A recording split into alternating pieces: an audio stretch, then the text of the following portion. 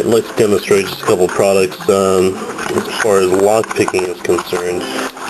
This is just a basic utility cabinet drawer lock. It's brass, self-contained unit with keys, and it's fully working, as you can see here. This one in particular has 3 positions: closed, half open, and completely open. And there's only 3 positions the key comes out in. So I'd like to demonstrate a couple of the Southord products. As you can see, this is in working shape. Here's the key.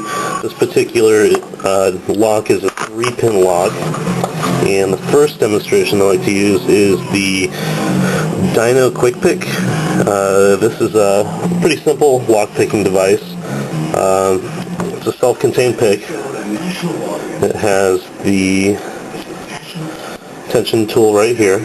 It's actually a belt clip when it's in the device.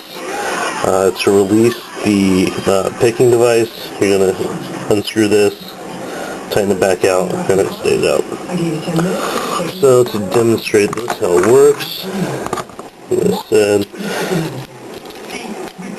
working lock. I put the tension tool in the lock here, and we are going to work this rake back and forth on the 3 pins that are inside this lock.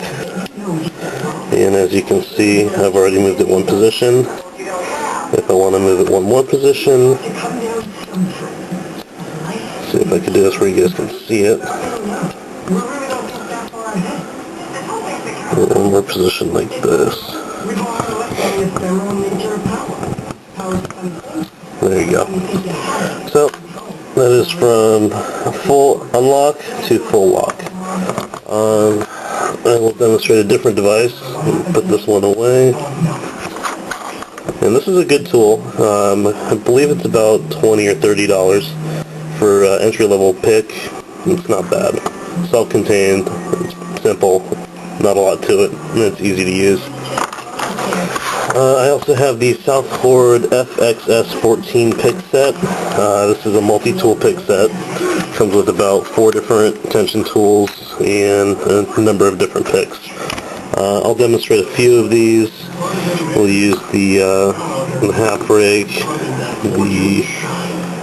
This one here is the bump key, and we'll use a half diamond, and we'll even use one of these guys. So I'll choose the tension tool. I personally like this one. It's a twisted tension tool design. Kind of makes it a little bit easier on the hands and your fingers when you're putting tension on the tool. But for those first-time pickers out there, I mean, this is a good practice lock. It's only 3 pins. It's not going to be as intense as some of the other stuff you're going to find out there. Most locks are about 5 pins. So, with 3 pins, it's easy to work. There's 1 position, and we'll do 1 more.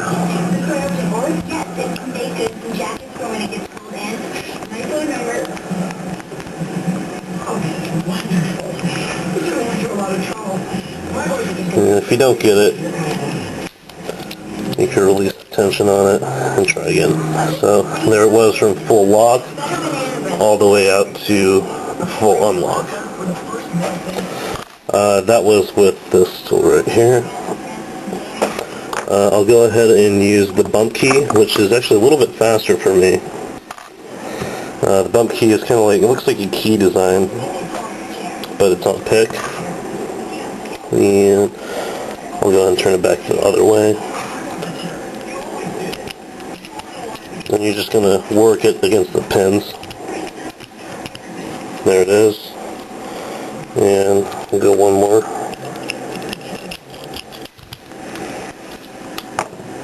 There's your bump key. So from here, I'll use the half rake. And we're going to move this back this way again. And from this one, you're just going to work the pins up until you feel the shear point.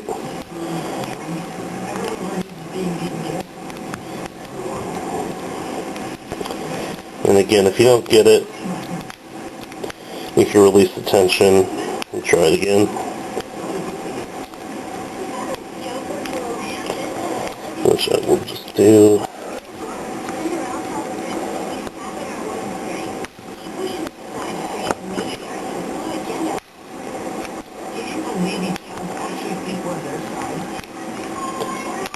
And there it is. Which I'll do one more.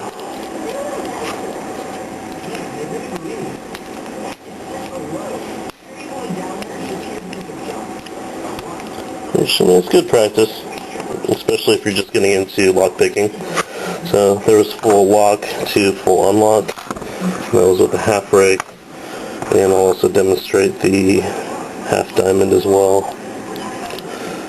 We go from here. There's halfway and one more.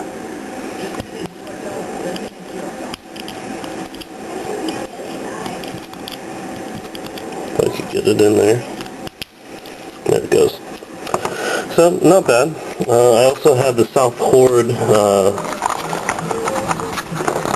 padlock set, which I'll demonstrate really quick if I have the time here. I use this on a simple master lock. It's a combo lock. It's in the lock position. This one just inserts into the shackle, which you just slide it in here. Turn it.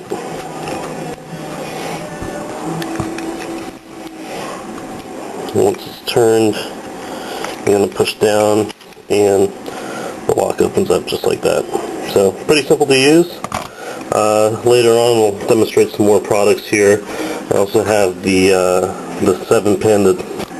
This device is the TPXA7. This is for a cylinder lock. This is going to be used on most vending machines. It's pretty simple to use. I'll have to demonstrate it later. I don't have any of these barrel locks here, but you're going to push all these pins out with this little washer here after loosening the tension on this tension band. Push it straight down, put a little bit of tension on this, and there's a little pin you line up inside here, which is going to go into the cylinder, and you just work it around. These will come out